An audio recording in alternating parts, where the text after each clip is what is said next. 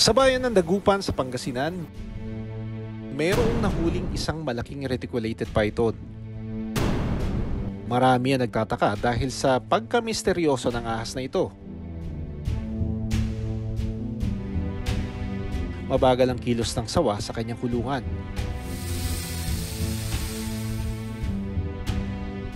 Matamlay at parabang unti-unti na raw nangihina. Punong-puno kasi ng sugat ang kanyang balat. Ang itinuturong dahilan ng mga tagapangalaga ng sawa, nagmula raw ang sugat mula sa tuka ng isang manok. Ang manok na ito ay inilaan nila para maging pagkain sana ng sawa.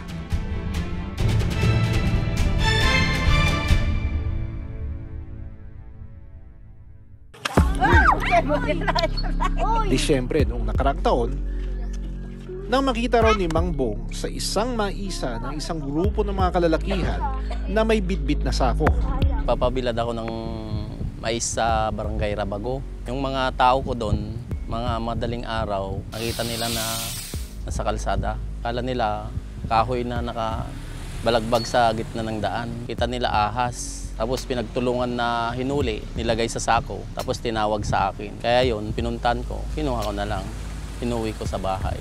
Dahil laganap daw sa lugar ang pagkakaroon ng mga ahas, minabuti ni Bong na alagaan na lang ang sawa.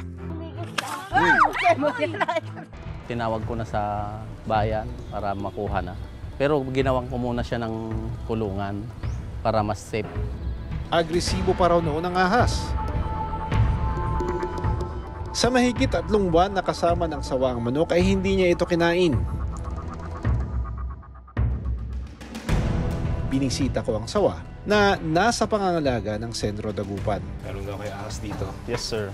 Saan galing? From the information po na natanggap namin, sir, nung last, ito po is from Rosales po. Rosales? Opo, Rosales, Pangasinan. Ang laki nito ah. Tapos napansin ko, mayroong mga ulcerations dun sa skin niya. Yes, sir. Ano nangyari doon?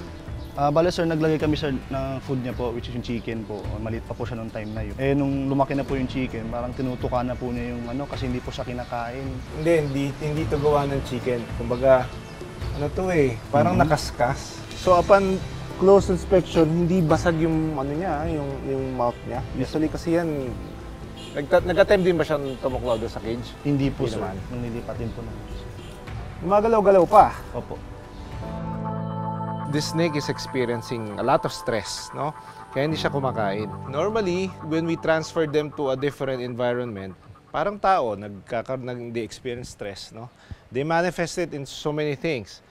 Isa, hindi pagkain, nagkakasakit, bumababa yung immune system, ang daming tao, mainit, hindi ito yung natural na environment niya. Kaya it's experiencing this. So, isa pa, ang liit din ng kanya enclosure, no?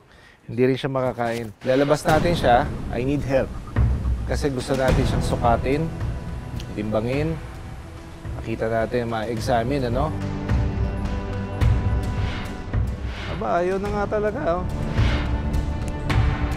Come on, baby.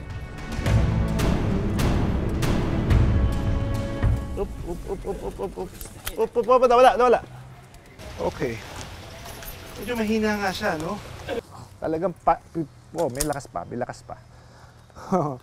lakas pa. Yun. Ayan ang hinahanap ko kanina pa. Ayan na. Ang mga reticulated python, kilala sa pagkakaroon ng aktibo at maangas na behavior kapag nasa wild. So una kong tinitignan pag ganyan ayaw kumain, yung oral cavity. Kung okay ba, ganda naman. Stress lang talaga, ayaw niya doon sa kanyang environment. Sa patuloy na pag-iimbestiga ko sa kalagayan ng sawa, ang mga sugat nito ay hindi nagmula sa tuka ng manok. Ito yung mga sugat oh. Parang paso. Yan parang paso Scab na I'm looking for mites, no? Minsan kasi may mga ornithischus mites dito sa in-between scales. Kokos ng sakit yan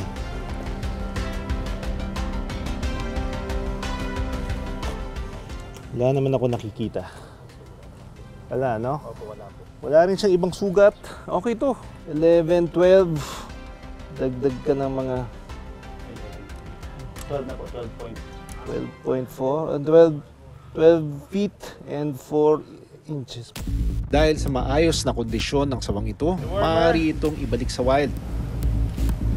Ang laki ng snake na to, caught in the wild. Para makaabot siya sa ganitong length and size. Ito yung environment na ginagalawan niya. It's either madaming pagkain o very safe for it to reach this length, no?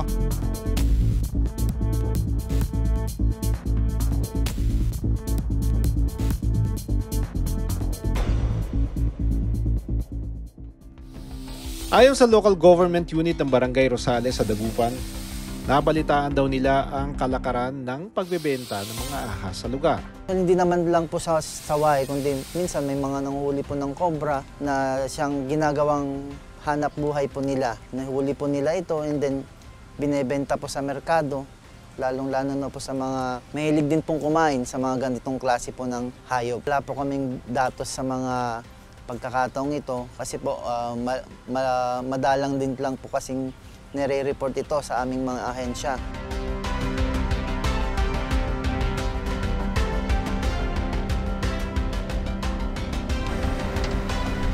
So mula dito, magbabiyahe tayo ng mga 1.5 oras para pumunta doon sa release site. Saan natin papakawalan itong snake natin na ito, doon na siya maninirahan.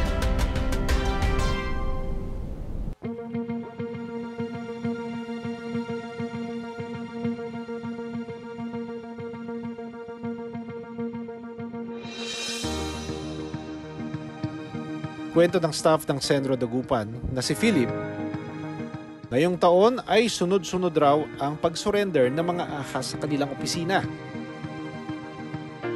Dahil raw ito sa napabalitang dambuhalang balat ng ahas sa Kalasyaw, Pangasinan, Enero ngayong taon.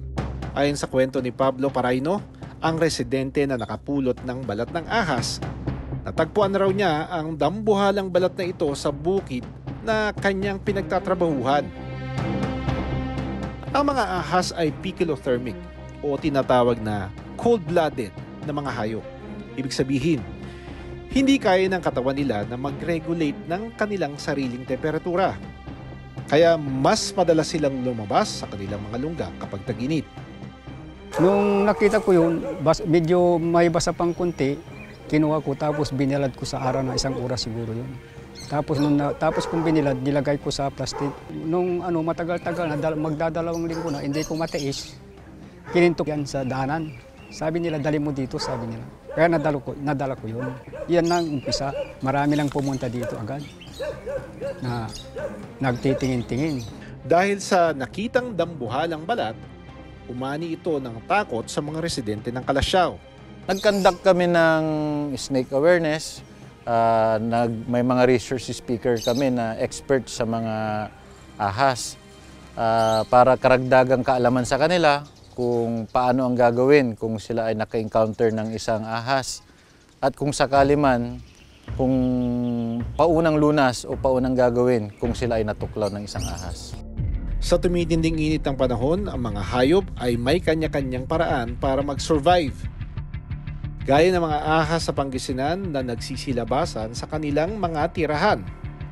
Mainam pa rin na wala silang huhulihin at sasaktan, bagkus sumangguni sa mga nakakaalam.